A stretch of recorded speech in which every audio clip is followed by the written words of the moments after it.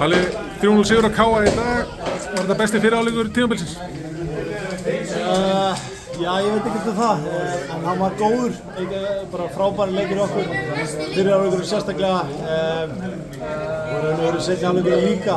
Við erum með þessari yfirburðum í dag og en ekkert í þessu, ekkert að gerast þegar Eiður fær seinna gula og þetta verður svona smá skrappi. Ég veit ekki hvort að það sé guldspjald eða ekki, en hann segir ekki og ég skil ekki á hvað hann ætti að fara að henda sér niður og kanti koma fram með manninn sem stendur strax upp og fann svona, ég verð að segja pínu halda á okkur tónlistarinn í dag og við fáum mörg guldspjald á okkur í kjölfarið og skildi ekki alveg línuna hjá honum í seinni hálfleik en bara frammistaðan hjá okkur og sérstaklega að konur manni færri vinnur framlagið og orkan sem við gefum í þetta er frábær og við hefum getað bætt við 2-3 mörkum í seinni hálfleik. Hvernig getið þið byggt á þessari frammistöðu?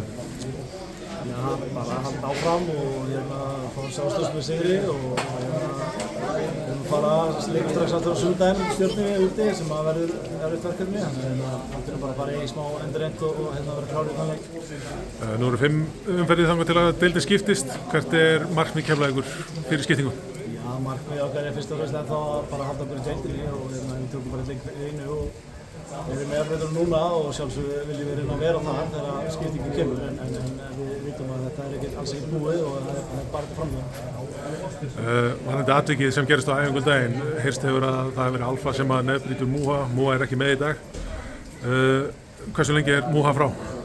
Já, hann var alltaf ekki leikfær í dag, þetta ekki tekið átt og það er bara spurningum að taka ákvörðu hvort hann láti laga sig núna til og geti þá spila nei, þá þarf hann að vera frá í 3 vikur og eða þá bara spila núna með grímu og fara í aðgerð eftir mót.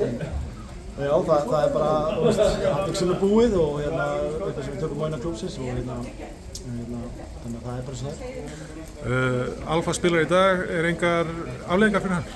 Jú, það er bara að tekja á því innan klúbsins, það er klárlega afleiðingar.